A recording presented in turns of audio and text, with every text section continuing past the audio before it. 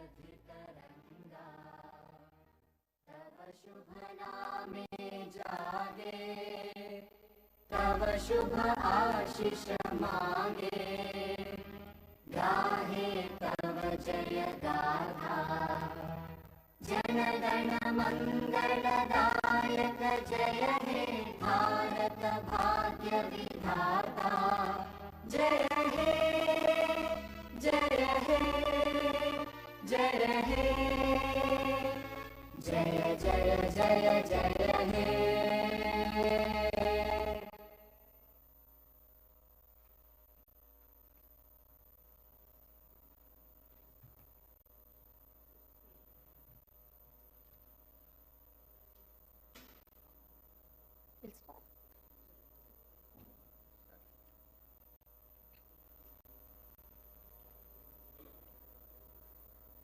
Honorable Chairman of the Legislative Council, Honorable Speaker of the Legislative Assembly, Honorable Chief Minister, members of the Council of Ministers, members of the Legislative Council and Legislative Assembly, and the hard-working and the peace-loving people of Telangana.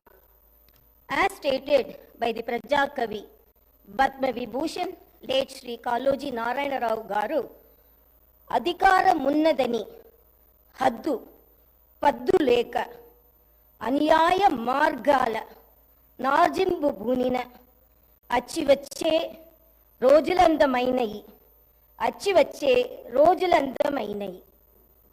I stand before you today with gratitude for the trust and confidence bestowed upon us by the people of Telangana. The recent elections marked a decisive moment, a collective call for change and equitable progress. The message was clear and resonant. The people of Telangana yearned for freedom, democracy, and governance that reflected their aspirations. I extend my appreciation for the collective wisdom of the people whose verdict became the cornerstone for civil rights and democratic rule. The re-christened Jyoti Phule Praja Bhavan is now open for the public to access and ventilate their grievances. The Telangana government is now by the people and for the people. I commend Chief Minister Sri Anumula Revanth Reddy for articulating the government's commitment to serve as the people's servants in a true democracy. The Prajavani program, the government's first step in this direction, embodies the essence of people's governance, providing a platform for citizens to express their concerns and seek redressal. Telangana was born out of the aspirations of 4 crore people and the sacrifices of the youth and the relentless struggles of students. Our governance is rooted in the responsibility to honor those sacrifices, and our aim is to govern in alignment with the desires of civil society. The government expresses gratitude to all those parties and leaders who played a pivotal role in the creation of Telangana, especially acknowledging the efforts of the then UPA government and the Prime Minister Dr. Manmohan Singh. This government conveys that it is indebted to Mrs. Sonia Gandhi for her instrumental role in this historic process. As promised during the elections, the government is committed to realizing the 6 guarantees for the welfare and development of our people. The 2 guarantees have already been implemented, showcasing the government's dedication. I am happy that more than 15 crore trips have already been utilized by our women through the free TSRTC bus transportation services under the Mahalakshmi scheme implemented as part of 6 guarantees. The government has conducted the Praja Palana program in a successful manner. Grama and Ward Sabhas were conducted in every Gram Panchayat and every municipality respectively in a peaceful and democratic manner. We have received over 1.28 crore applications, and surely all 6 guarantees will be implemented in a time-bound manner. I am happy to announce that my government will implement 2 more guarantees very soon. Under the Mahalakshmi scheme, the LPG cylinders will be supplied to eligible families for rupees 500 only. Similarly, under the Griha Jyoti scheme, 200 units of free domestic power will be given to every eligible household.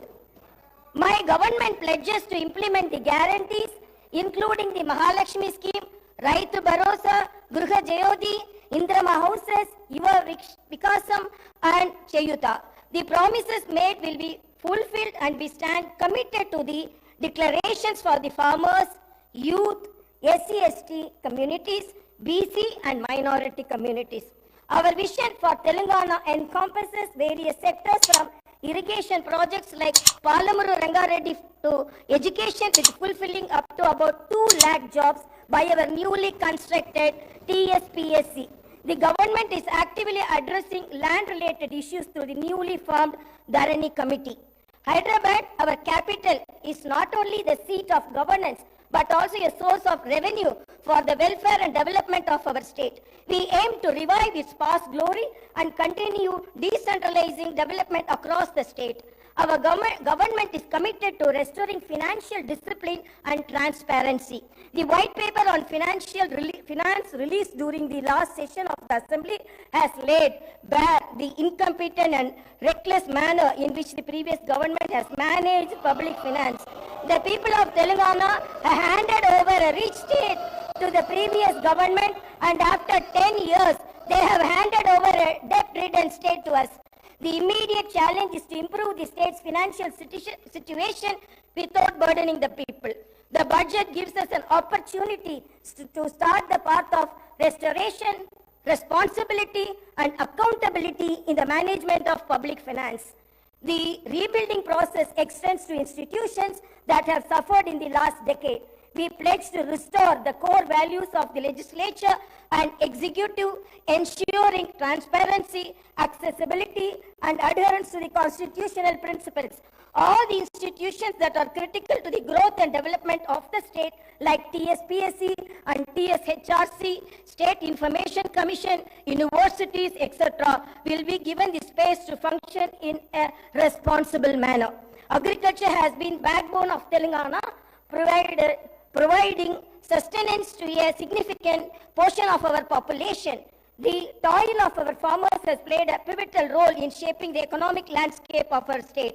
Recognizing vital role agriculture plays in our socio-economic fabric, and my government is unwavering in its commitment to the welfare of our farmers. We understand the challenges they face, from climate change to market fluctuations, and pledge to implement robust policies that ensure their prosperity. Through initiatives like Raitu Bharosa and crop loan waiver, we empower our farming community with crop diversification programs, horticulture promotion, quality seeds, and advanced agricultural practices. Our vision is not only to enhance agricultural productivity but also to create a sustainable and thriving environment for our farmers. Industries and service sectors are vital for the growth of economy. They also contribute significantly to creating new jobs. It is seen that the state of Telangana has massive potential for propelling industrial and service sector growth. However, the potential has only been partially utilized. My government intends to bring a completely new paradigm to supporting the 2 vital sectors. The government intends to introduce a new policy that will be based on a thorough study of existing ground realities, feedback from stakeholders, and taking cognizance of global best practices. Telangana will strive to become a role model state where new and existing investors face no hurdles, not only at the time of entry, but also during their continuing operations and future expansions. My government will provide high quality infrastructure and will come up with new systems to maintain the infrastructure. My government will also try to take advanced action to create a skilled workforce from amongst the local youth who can benefit from gainful employment in these sectors. The government also intends to balance regional disparities which are starkly noticeable in Telangana. Data shows that many industrial units in Telangana fall under the categories of micro, small and medium enterprises or MSMEs. The challenges and requirements of MSMEs are quite different from those of large industries. My government will announce a new MSME policy for helping them with improved technology, the ability to recruit skilled manpower, financing, market access, and the prevention of industrial sickness. An exclusive institutional mechanism will be set up by the handhold MSMEs and support their grievances. The government will also take specific measures to encourage entrepreneurship and risk-taking in marginalized communities, including the SC, ST, BCs, minorities, women, persons with disabilities, when they choose to pursue entrepreneurial activities. My government will provide special emphasis to sectors that have been underutilized as compared to their potential like leather and footwear, gems and jewelry, chemicals and plastic, engineering goods, FMCG products, high-value food processing, electric mobility, and storage, and ensure that the dedicated industrial parks and the supporting ecosystems are created for each. We will continue to support champion sectors like IT and pharma. My government is proposing to set up 10 to 12 pharma village clusters of extents between 1,000 to 3,000 acres, which will be away from habitations and also self-contained with facilities for effluent treatment, testing labs, logistic infrastructure, and social infrastructure for housing, education, and healthcare. Even though the new government is only a few weeks old, the Honorable Chief Minister and Honorable Minister for Industries and Commerce and IT and E&C successfully led a delegation to the World Economic Forum annual meeting at Davos, Switzerland, and got a very positive response from industry leaders. Over 40,000 crores is new investment were announced addresses on the government's vision for healthcare and agriculture to the esteemed delegates during the conference. MOUs were signed in the areas of renewable energy, life sciences, manufacturing, data centers, food processing, IT, etc. Digital adoption is happening at a rapid pace in our society today. Telangana state not only needs to fully benefit from digital opportunities, but also become a leader in the country for new technologies. One of the most significant forthcoming initiatives of my government would be to introduce the internet as the basic right. The focus will not just be to create digital infrastructure, but also to make it accessible and affordable to all sections of society. My government will implement a very thorough digital literacy program to ensure that every household, regardless of its economic status or location, will be able to benefit from the rapid digital adoption of opportunities that are arising. My government is determined to harness the power of new technology, particularly the artificial intelligence. We will position Hyderabad and Telangana as the AI capital of the country by inviting the top global and national technology companies to set up their AI centers. We will set up a dedicated AI city in 50 to 100 acres. With an inclusive approach and targeted planning and execution, I am confident that my government will be able to fully unlock the potential that industries and services sectors offer to the people of Telangana, and I am also confident that the initial results will be visible within few months. My government has set skill training and vocational education as top priority. To address skill gaps and meet the requirements of Industry 4.0, my government is transferring all government IITs in the state into advanced technology centers, and an estimated project cost of about rupees 2,000 crores. These centers will offer NCVT approved long-term and short-term courses in high-demand trades and will benefit nearly 1 lakh youth of Telangana. Telangana has been meeting its energy needs predominantly through coal. In order to optimize the cost of power, meet the demand profile of the state, and increase the energy share from clean energy, the Telangana government will come up with a comprehensive energy policy to promote all types of green energy. That is solar, wind, hybrid, solar and wind, and as well as storage, pumped or battery, to meet peak requirement. The government aims to improve the share of green energy significantly and reduce carbon emission by 2030.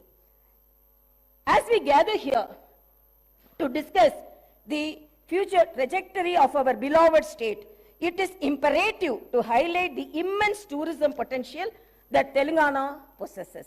Our state, nestled the heart of India, is not only known for its rich history and vibrant culture, but also boasts a plethora of tourist attractions that can enhance visitors from far and wide.